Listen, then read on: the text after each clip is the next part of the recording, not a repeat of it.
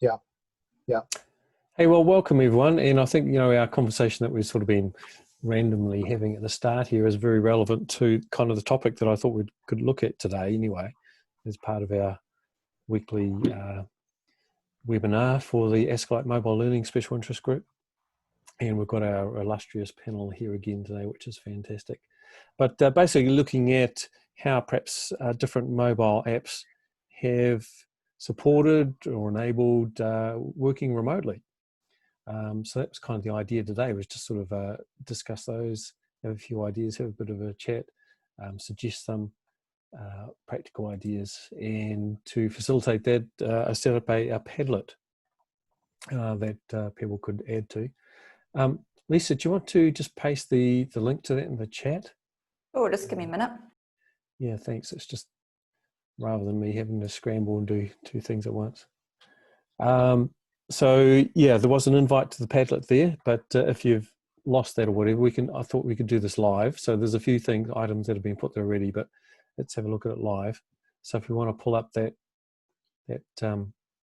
Padlet.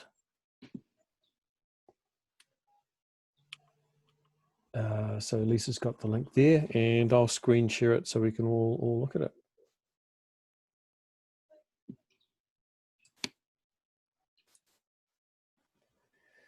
Okay, so hopefully you can all see the Padlet on my screen, but if you're wanting to add stuff to it live, which I thought that's kind of the idea as we're discussing, or edit it, then pull it up on your own browser and from the link in the chat and have a go at it. So I've just knocked up a few, very quickly, some areas. And I guess this was kind of brainstormed a bit by a couple of weeks ago.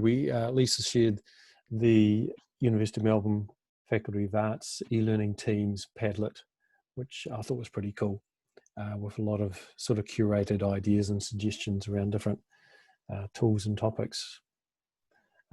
So that's kind of where the idea came from, but I thought let's apply that to mobile learning and mobile learning apps. And of course, there's a lot of overlap between these mobile apps and desktop versions, etc.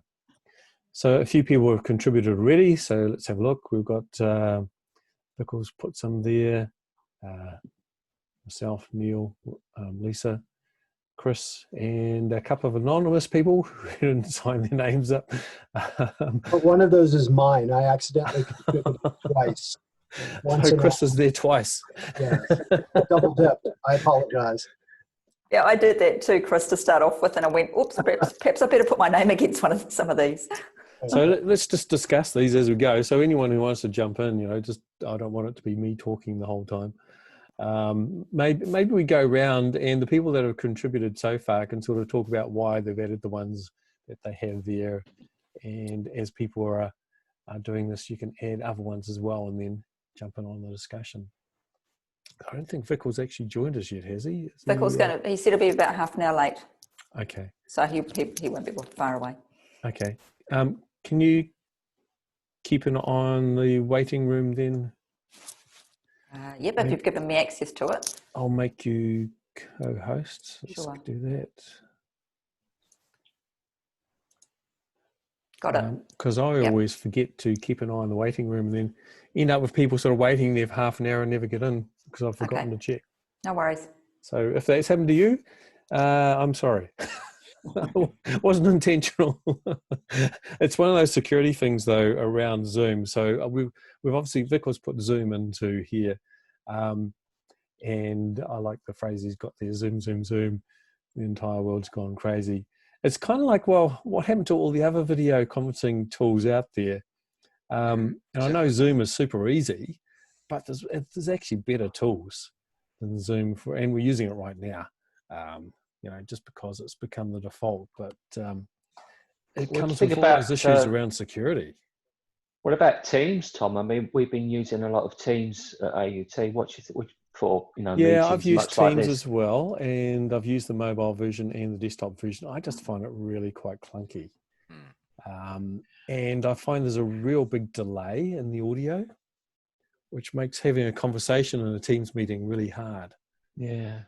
I'll jump in there too, Tom, and say that we've tried to use it a lot, and I find it very clunky in terms of trying to access your files. If you've got multiple teams across multiple institutions, you've got to be sitting in, you know, the right institutional drop down of which institution you're connected to, and then which group you're in, and it's a bit of a mess, to be honest.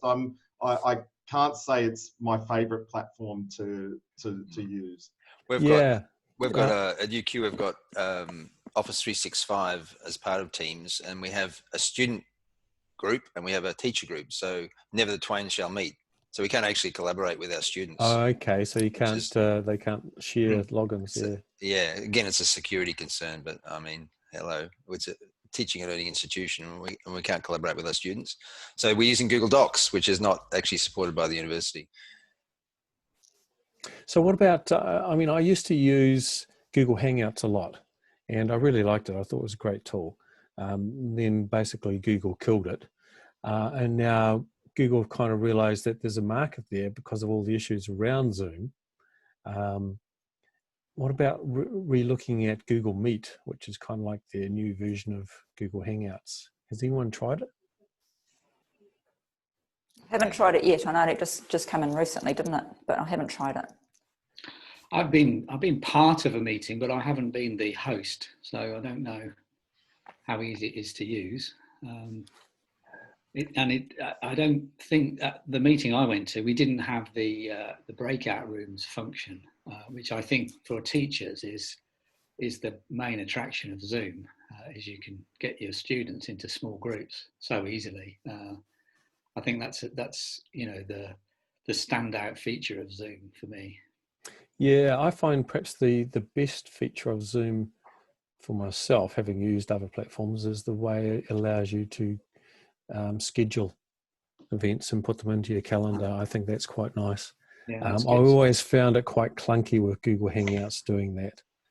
I found it quite clunky to pre-organize an event, a webinar via Google Hangouts, and the URL seemed to change when you actually went live, and yeah, that was quite horrible. I feel the same way too about Zoom, and one of the features I like is so many universities and companies use Outlook as a mail server platform, and also as the app. And there's actually a very nice Zoom integration with that, so that you can install a Zoom button. So when you schedule your meetings, you just click the Zoom button on your Outlook calendar feature, and it just automatically feeds everything in, and that includes 2 meeting invites. So that kind of integration for me is a big plus. Yeah. So Lisa has also suggested another one, which is Blackboard Ultra. Yeah, Blackboard Collaborate Ultra. So that's the inbuilt one for Blackboard. And we've got a lot of lecturers using that at the moment. We've got, I think there was one class had about 200 students in it. And they just had facilitators to help monitor chat and everything with that. And they seem to be working okay. I don't know that we've done a lot with ones in China, not a lot of sessions, but the sessions that we've had have been pretty good. So that's our one inside Blackboard Collaborate, inside Blackboard. And it does basically the same stuff as you know, the other video chat, camera. You can share your screen, you can share websites, you can share YouTube videos, that kind of stuff as well. Yeah, I guess, you know, I've used Collaborate, and I've used the Adobe Connect in the past, and I've used the mobile versions of them, particularly on the iPad. I found Adobe Connect really good. But I guess from a pedagogical sort of perspective, I do find that they very much follow a one-to-many, you know, a delivery type of approach. It's kind of like a lecture format is very much what they kind of predicated on. And for me, that's really not what I'm trying to achieve when I have a meeting. I want it to be collaborative and we have got this set up in some of our groups on Blackboard as well. So students are able to collaborate with inside their groups and have sessions, you know, I've got to do this assessment, let's all get, you know, meet on Collaborate and we'll talk about it. So that students can actually go and do group collaboration stuff as well. And the other issue, of course, is how do you share that between institutions and groups of people who don't have logins? Correct. So that becomes a bit of a silo. Who shared the Telegram, Mr. Anonymous? Was that you, Chris? That was me, yes. But I did right below that. You scroll down one more, it's the exact same post. Oh, okay, right. I owed Talk up, us through this. I owed up to my post. You can delete one of them. So yeah, I actually had not been using Telegram before last week when a friend of mine said, listen, we're forming up a group of friends that used to be a part of an email server list back in the day. And it died a slow death, and now it's revived on Telegram, and we're all, college buddies. And what I'm finding in using it socially is that it's a very nice, agile, attractive platform. The one thing it can't do or won't do is video conferencing. So it's got VoIP. You can place calls, but other than that, it's IM. The trade-off is that you've got great potential for embedding video, GIF, all sorts of different things. So I would say that it falls into one of those categories of kind of a side or a parallel piece of software, so that if you're communicating in some way, like for example by video, and you want something that's quick and agile that allows you to have the text feature as well, I think Telegram would be a good choice.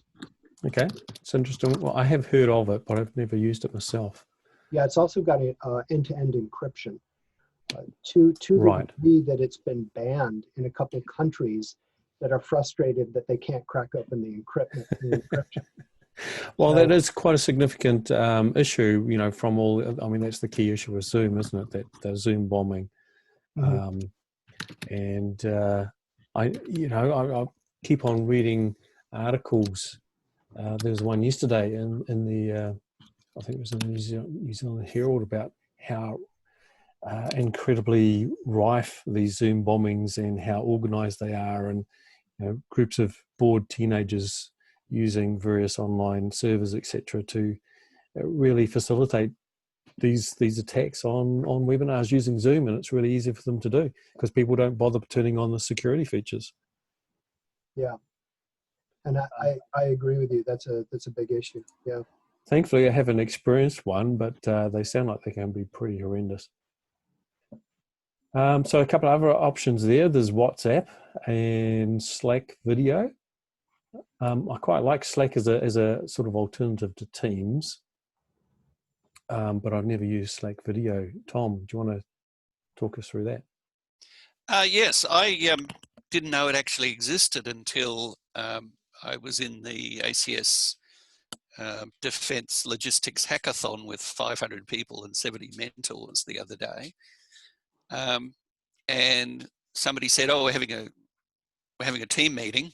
I went to Zoom and there was no one there, and I went back to Slack and there they were. Right. I wasn't aware it did video as well. And it worked okay. I mean, the main feature is that because it's integrated, and I wonder if we'll see the same sort of thing with other asynchronous tools, where they'll just add a video function, because you just say, okay, everybody in this team will have a meeting, and suddenly you're in the video. The other good thing about Slack is you can actually choose your client. So you can choose Zoom as your default, or you can use the Slack client. Or you can use okay. A bunch of others. It integrates.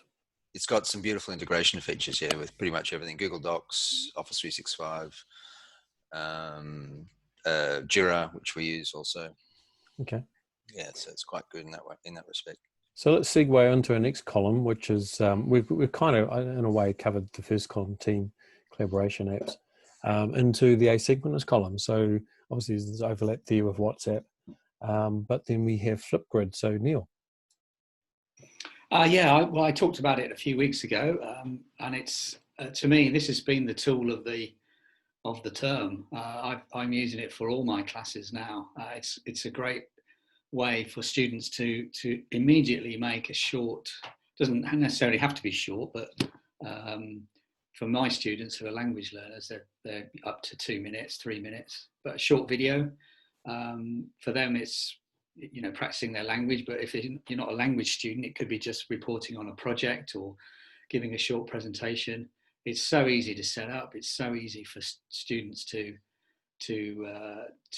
send their videos, and then they can reply to each other. Students can look at their own, look at their classmates' videos and make a video reply. And it has a feedback function for the teacher. You can either do rubrics or send an email or send it to the website. But it's super easy to use, and I just highly recommend it. Cool. You've also made another suggestion there, Google Docs. Oh, and Yeah, email. You were going for it in this column. That's right. Yeah. Well, I think most of my lessons are asynchronous. You know, I do have Zoom meetings, but I think most of the work is done offline, and so I need to make things simple and easy for students. So those 3 tools I use a lot: Flipgrid, Docs, and email. And do you use them on mobile devices as well, or mainly on desktop? Well, the students can look at them on either probably not a desktop, but a laptop and a phone. I think they make the videos on phones very often. Yep. And they can obviously read emails and read Google Docs on their phone. Whether they reply, probably less likely. More likely to use a laptop to reply or create the report or whatever it is they're writing. So I'm just seeing, oh yes, it is actually updating. Because I've noticed there's messages coming through that there's new posts being put here. So I was just hoping that my screen was refreshing.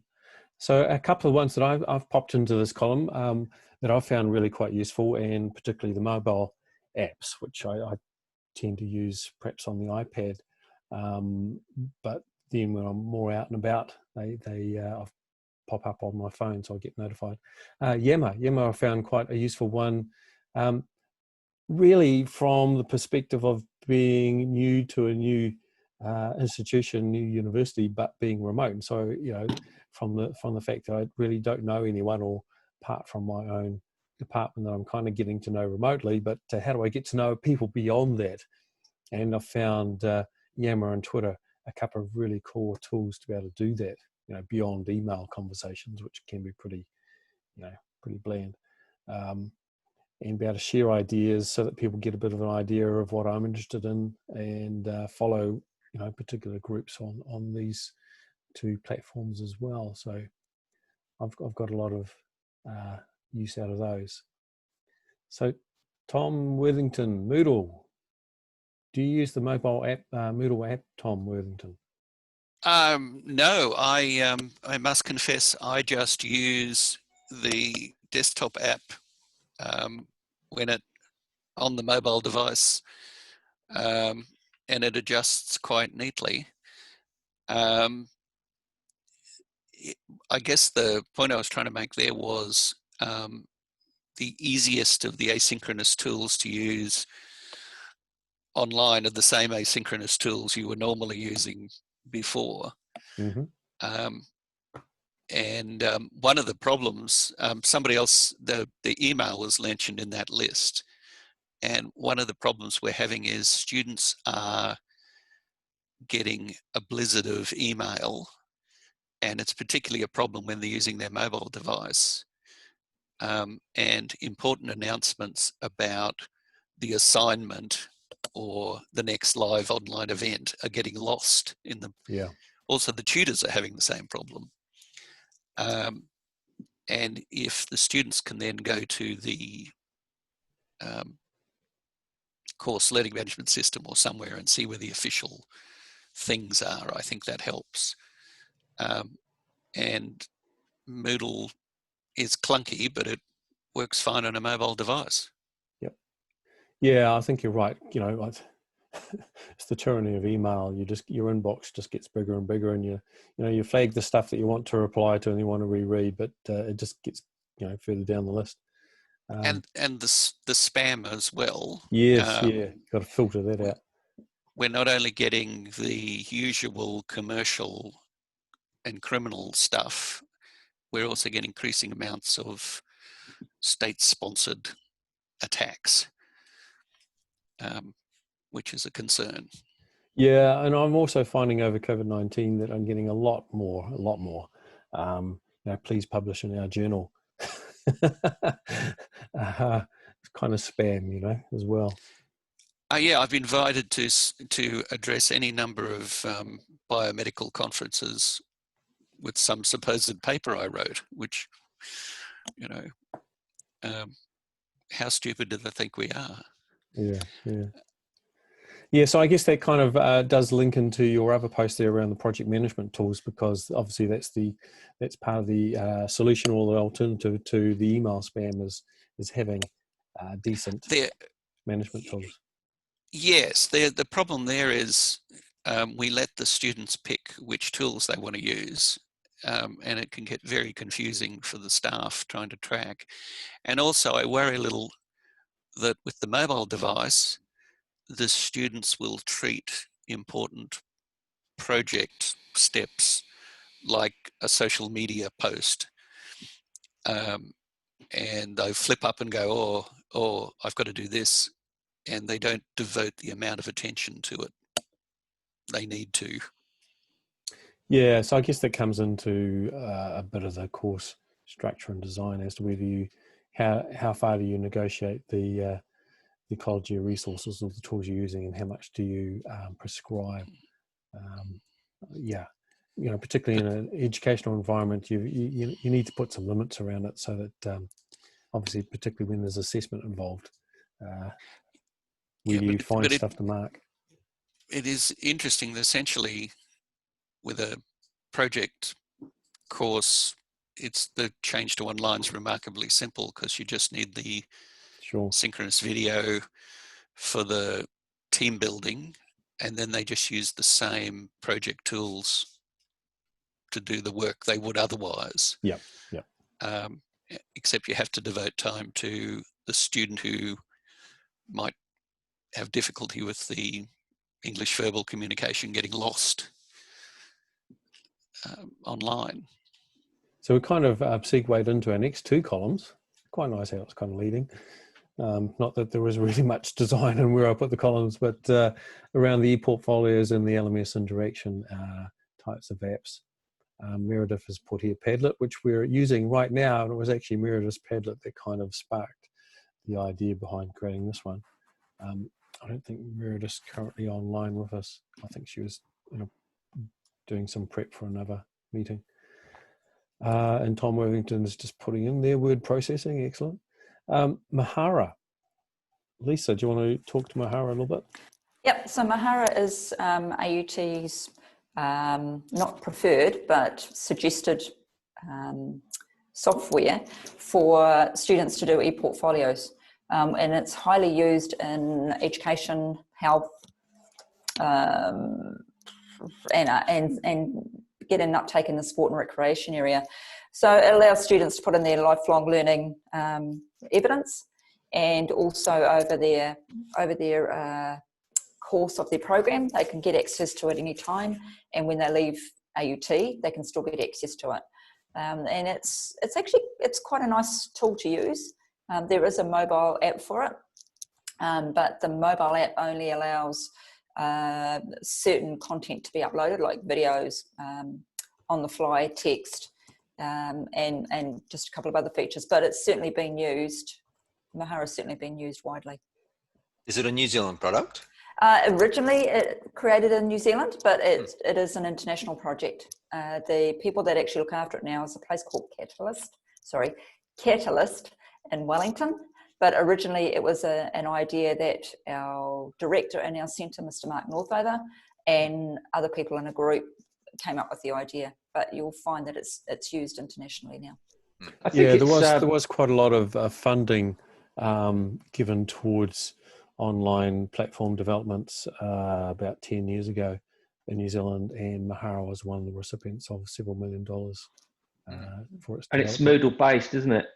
Not Moodle No, it based. integrates No. with Moodle. I thought it was Moodle based. No, it integrates with Moodle, and we're looking at an integration in Blackboard for it. But it's it's kind of a a third party, not really a third party tool, but it's one that's been created in New Zealand. And if you go to mahara.org, you'll actually probably see what it's about. Yeah, there was a lot of crossover between Mahara and Moodle, and I think it's mainly because they use the same back end, PHP, etc. And so it looked very similar. And there was a lot of integration around Moodle originally as well. So Tom's put a bit of a critique there of Mahara, and I've played with Mahara a little bit myself and found it relatively clunky. So I often actually find WordPress a better alternative for an e-portfolio personally. But. Sure. I think sorry, go ahead. I guess it wasn't a problem with the tool itself as so much as the task we were using it for. Yep. And our computer science STEM type students found the concept of writing an e-portfolio and reflecting on your learning and all of that a bit airy-fairy. So it wasn't, the issue was it wasn't really an authentic task, you mean?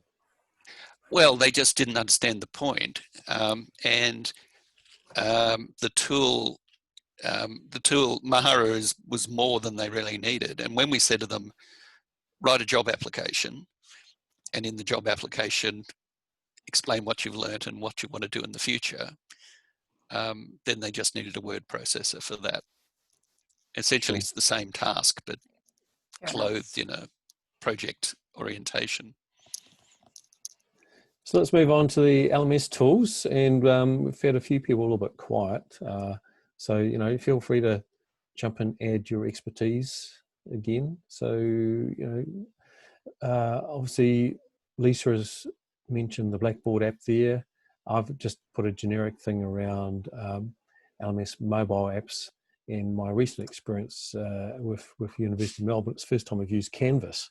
And there's a little bit of a learning curve when you move between learning management systems, but I've actually found the Canvas mobile app to be really nice. And my experience of other LMS mobile apps is they tend to be very limited functionally.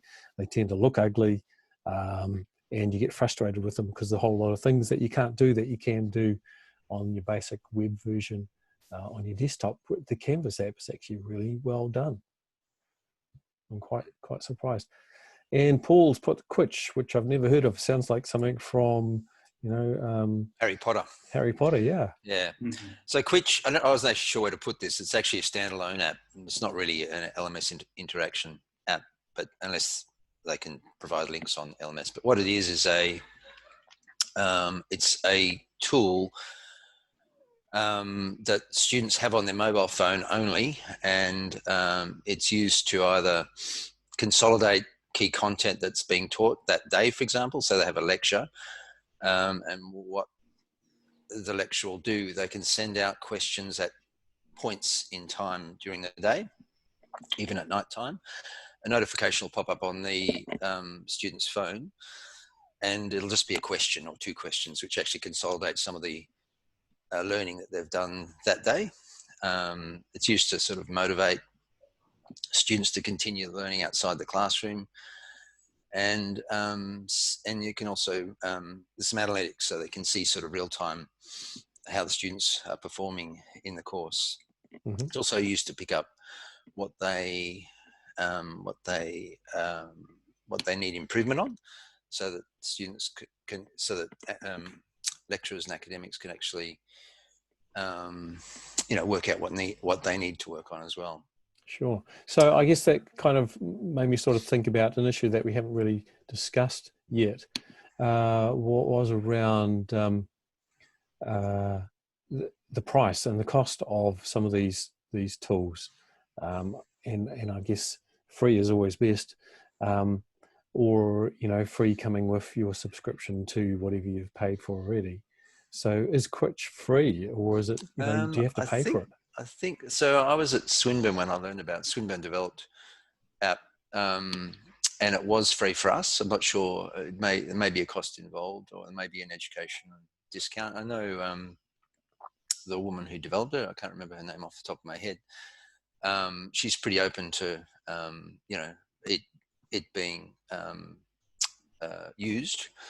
So she may be open to negotiation, depending on the university, etc. Okay. It does have some research behind it too. It's studies to say it's improved retention by, I think, 12%, something like that, in accounting and chemistry. Okay, well, let's move on to, we've got 3 columns left there. No one's added a new column yet. Although someone looks like they've just deleted something out of the... No, I just moved it, Tom. You moved it? Okay. How do you add a new column? Oh, maybe you can't unless you've been given editing rights. That's true. Yeah, so the which might have been better in another column, which I haven't created, but perhaps you could throw in the chat or something, Paul, if you want me to add a column. Sorry about that. Didn't think of that. Yeah, so... Tom, I'm just looking at the Quitch website, and it said it's free for learners, and then there's a subscription model for the educational institution. Right. So it's kind of like that freemium type of model. You get interested in it, and then you, if you really like it, you end up paying for the paid version type of thing in some ways. Yeah. So anyway, I've added a few ideas into the user-generated content. I've prefaced that with Rapid because I think that's one of the things that mobile, one of the key affordances of mobile devices is allowing you to create content really, really quickly and on, where you are when you get the inspiration because it's in your pocket. So as opposed to why would you use a mobile device compared to you can do something much, much better, more professionally on your desktop, while the issue is you don't have your desktop in your pocket. So I thought there might have been some of these, particularly that perhaps Chris might have liked around the audio recording ones, because I know Chris is interested in recording audio. But my favorite little video app, and I like stuff that's free, and I like it that's quick but is very customizable. The Apple Clips app, and of course this is only available on Apple because what it is basically showcasing Apple's iOS and the integration with the hardware and what you can do. But with the Eclipse app, you can do fantastic quick videos. It's a little bit like Instagram or Vine, where you record just by holding your thumb or finger or whatever on the record button, and so you can create little clips really, really quickly by clicking it off, etc. And I find it a great little tool to record little video feedback on the fly, because you can sort of, if you haven't given yourself a big script, you can just sort of start talking and recording as you're going, and then when you run out of ideas, stop recording, think a little bit more, and then hit the record button again. It just adds it as the next clip. So I find it quite powerful. Plus the filters and the automatic speech to text, which you can turn on, is really powerful as well for an accessibility sort of an option. So if you do have an iPhone or an iPad, check out the Clips app if you haven't done before. I find it really cool. Cross-platform, the YouTube app does a really good job of quick video. Just a warning, Tom. With the Clips app, remember what the speech-to-text translations were? Yes, but you can edit them. So it's not fantastic in its speech recognition, and particularly if you're not speaking clearly, you can end up with some interesting results in the text. So what I have learned from those experiences is that before I post the video with the text-to-speech, I just quickly go into and edit the text translation, which is quite simple to do. Thanks for that, Vikal. Particularly when I'm pronouncing names like Vikal, it can come up like pickle or something. I have to say, it was a crack up. Yeah. I can't exactly remember what it was, but it was a crack up. Yeah, and sometimes I've used it and just left the uncorrected speech to text, just from, some of it's quite fun. Yeah, you just got to be wary that it doesn't turn out to be something you're embarrassed about. Speaking yeah. about speech to text, sorry, can I just butt in there? With Teams, when we got back to the office, we found that all our desk phones had been removed. Really? And we're now doing all our calls through Teams. So if we miss a call, we get a recording and then we get a transcript with it as well. And some of those have been quite funny. Oh, okay. Actually, I have to add to that, Lisa. What's really interesting with that is at AUT, you can now access anybody's phone from that where you are. So normally you'd have to use your phone in your office to make that phone call. Now I can phone people from home via Teams. So you're able to actually communicate verbally much more with this system with what they've done, which is really useful. And presumably it's saving the university a bit of money as well around it, than a traditional phone system. Yeah. Yeah. So Chris, my tip for you around the audio editing, once again, my first one here is Apple only, but it's just so good I had to put it there, is Music Memos. Nice. And yeah, Chris. Well, I was going to say I'm trying to scrape together enough time to make progress on Logic Pro, and slowly, painfully, I am. But it's I love the idea of something a lot lighter weight, because there's these wonderful set of Apple tools, which if you're an educator, you can get the bundle at a heavy discount, but they're powerful, super powerful tools. And sometimes all I want to do is that I want to plug my bass guitar in, or I want to maybe do something with a condenser mic where it's just simple, easy, hit a button, right? And I think a lot of people want that. So if that sounds like that's what you're saying, Tom, is that's yeah, and that's why I put that rapid up in the top of the column there. So rather than putting Logic Pro or whatever there, the thing with Music Memos is it basically leverages all of that sort of Logic Pro engine. So it's got all the power there, but it just cuts it down to a really bare minimum interface. And so, but yeah, you just chuck your phone on the sofa, grab your guitar, start strumming away an idea, start singing if you want to, and automatically transcribes that into notation. It automatically tells you what the key signature is and what the chords you're playing.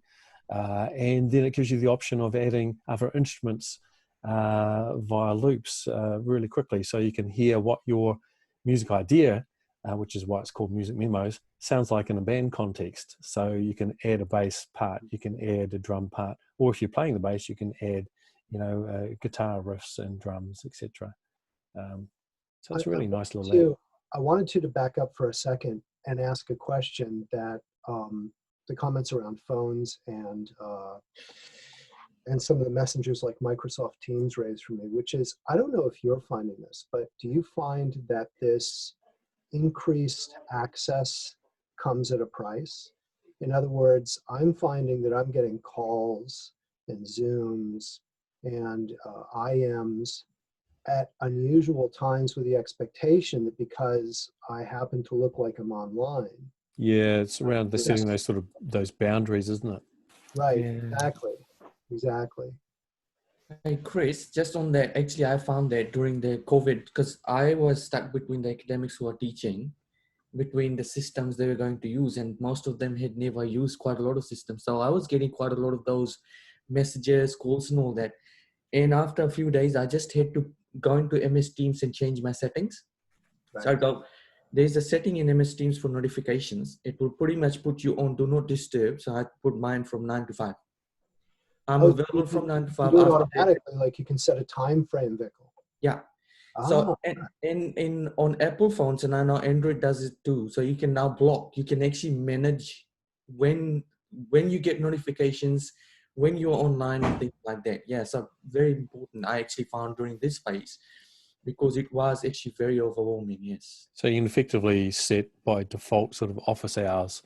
Yes. For your mobile device and notifications. Any notifications, calls, it will just stop it for me. Yeah. Good tip, good hint. Maybe just do a bit of a note on where those might be, Vikal, in the settings, just to people who are interested. Yeah.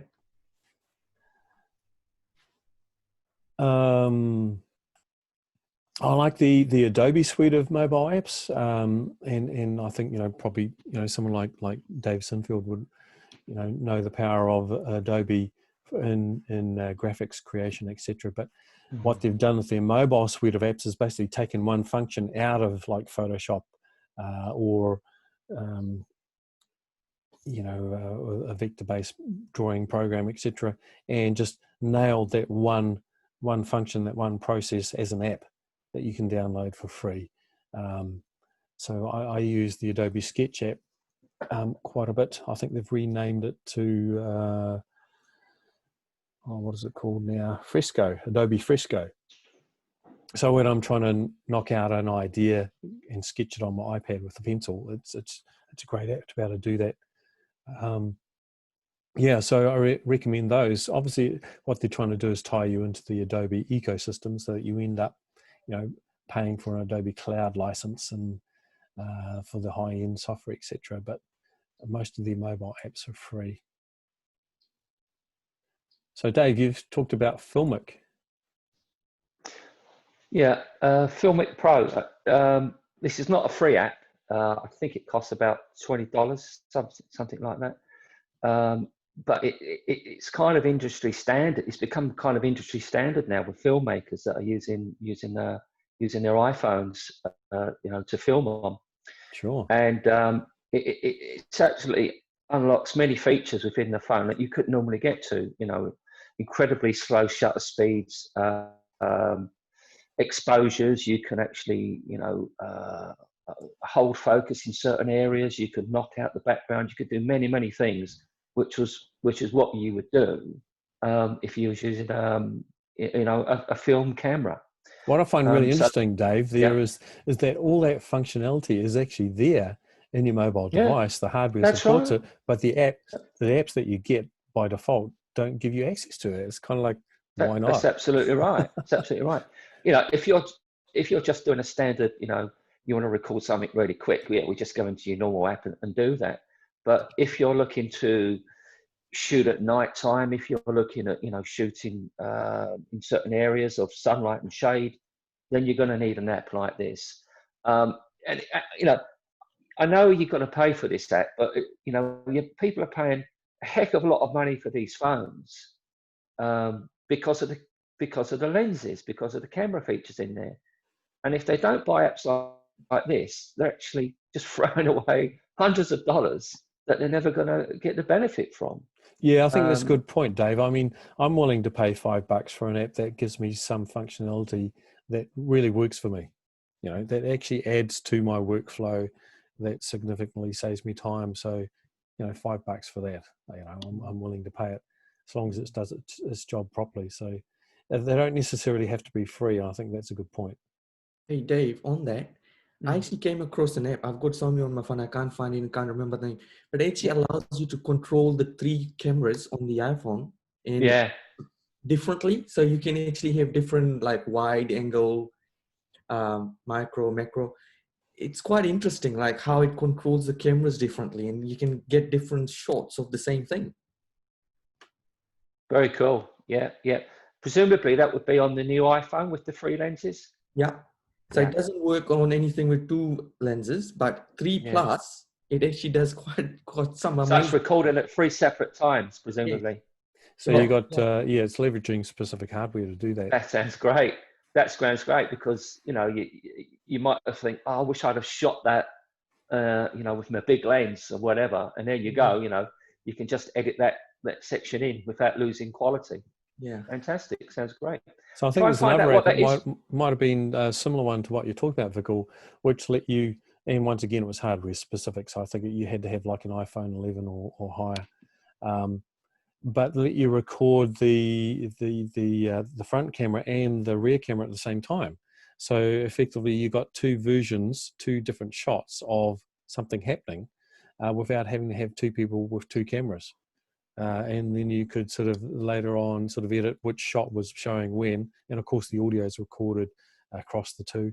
So it's just like, wow, that's just a really cool idea that someone thought of, was why not use both cameras that are facing different directions at the same time, so you effectively get 2 different shots of the same event. That would be really good if you're actually interviewing someone, Yeah. where you want to, put your, your question and you're asking, and then they're answering. That would be an ideal situation. Yeah, and once again, it's sort of thinking about what is the value added of a mobile device. Well, it does have 2 cameras.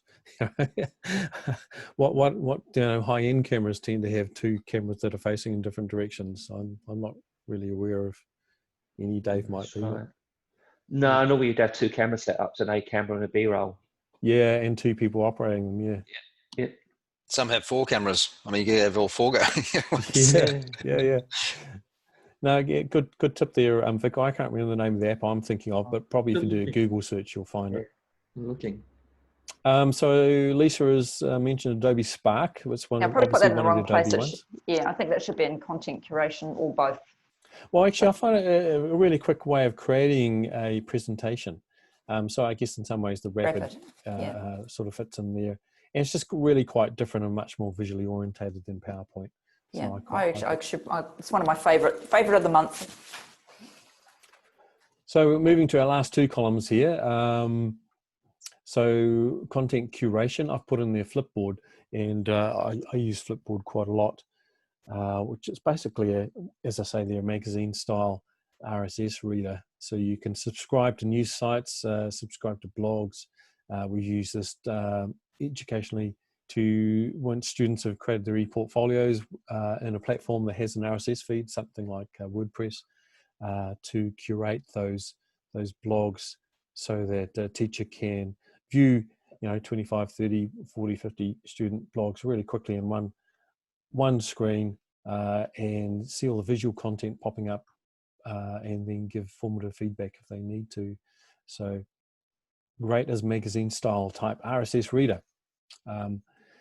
Probably not the best tool to use if you've got 500 students in your class, though. You want more of a text-based curation RSS tool there. Last column, and we're kind of wrapping up here, I think, because we're getting rapidly to the end of our time. Tom's just put in there GitLab. Obviously, that's in the context of computer science and sharing code, etc. Well, I think it could have potential. Yeah, it actually does go beyond that, doesn't it? Now, Tom. I was thinking of using it to discourage plagiarism, and we would make students submit all the drafts of their work and have them time coded in a repository. So date stamps and stamps copyright onto stuff. And so if you just submitted your only one version of your assignment, the day that it was due, you would get 0 marks. Yeah, well, that's the other thing why I like platforms like WordPress as well, because they do date stamp posts. So if you have a time requirement around when things are due, then as you say, trying to dissuade students from doing all their posts on the last day. So jumping into our last column here around how you can use your mobile device around research, and particularly around how to collaborate for research. These are just some of the apps that I've found relatively useful. The ResearchGate app, around that idea of creating a research community and sharing ideas. The Mendeley app, which is more, once again, it's a collaboration tool. You can create groups in Mendeley, and so you can have actually students working on a shared bibliography. It's more of a bibliography tool than ResearchGate is. So it's kind of a cross between ResearchGate and EndNote, if you use EndNote. So as an alternative to EndNote, I think it's much more refined mobile app than the EndNote app, which can be pretty clunky. And that ability to be able to create groups and have shared bibliographies, I think, is fantastic. That is a paid service for the groups, but some universities do have a paid subscription to Mendeley, and University of Melbourne does, which is I was quite nicely surprised about. So in the course that I'm running at the moment, facilitating online learning, I've created a collaborative group for all the students in Mendeley to be able to co-create a reading list, and I'm hoping that'll be quite a nice collaborative project as part of the course. The academia.edu app I find pretty clunky, and yeah, I'm not quite so excited about academia.edu as a research community personally, but obviously a lot of people do use it. Also, Tom, what's the spamming? Yeah, they tend to email you 10 times a day, you know. So yeah, just be wary of that as well. I do like ResearchGate from the ability to be able to create project groups, be able to bring people into those projects, and to be able to effectively publish your research or provide copies of published research that you perhaps can't share publicly, but you can share on most licenses, you know, one-to-one with other academics. So there we go. That's our really quick run over mobile tools in COVID-19, how they can help you work remotely. I hope that's been useful for people, and I'll leave that Padlet open and people can keep adding to it. Paul, I'll give every one of our illustrious panel here editing rights so you can add columns to that. Well, thank you, team. It's been great. It's been a really interesting discussion today and quite lively, so enjoyed that. We'll catch you all next week. Thanks, everyone. Thank you.